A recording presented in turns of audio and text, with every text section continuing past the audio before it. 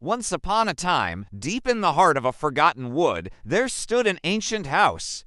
Its windows, like vacant eyes, stared sightlessly out over the lawn.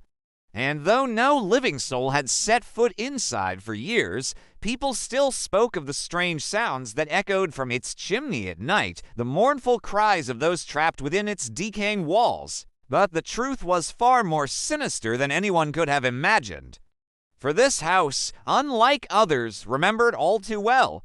It remembered the laughter and the light, the joy and the sorrow, the secrets and the sins that had unfolded within its sheltering embrace.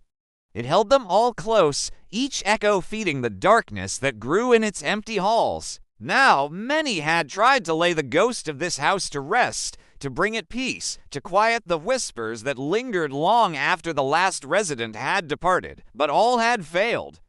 So it stood empty and forsaken, its timbers groaning under the weight of its memories, until one day when two lovers, blinded by their own hopes for a future together, decided they could ignore the warnings and make it their home. They were young, headstrong, and sure that love alone could conquer any fear. Their names were Sarah and Daniel. They say some houses grow old. Some houses rot and crumble with time, but this house, it remembers.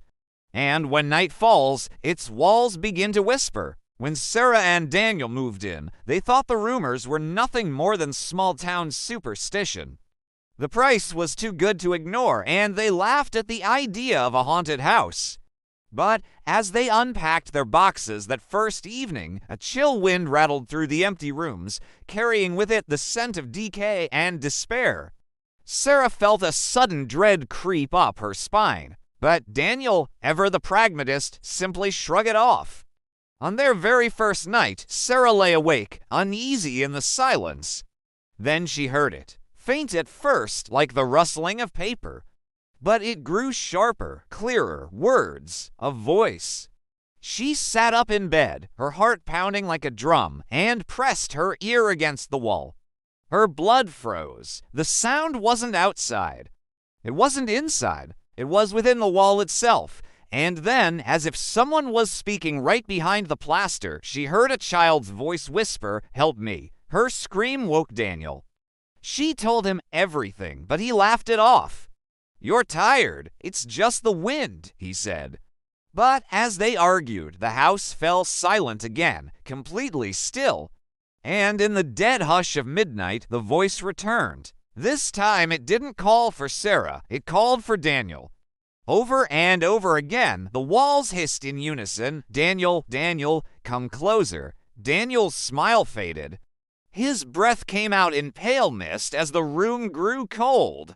And then the walls began to move, shifting and groaning like the timbers of an ancient ship, revealing a dark and narrow passage behind them. Daniel stared, his face drained of color, his eyes wide with a dawning horror. "What?" he whispered, his voice barely audible above the relentless whisper of the walls. "What is this place?" But before anyone could answer, the walls, as if with a will of their own, began to close once more, sealing the doorway with darkness. And so the house remembers. It remembers the laughter and the light, the joy and the sorrow, the secrets and the sins that had unfolded within its sheltering embrace. It held them all close, each echo feeding the darkness that grew in its empty halls. And now it had claimed another soul to dwell in its eternal gloom, to be continued.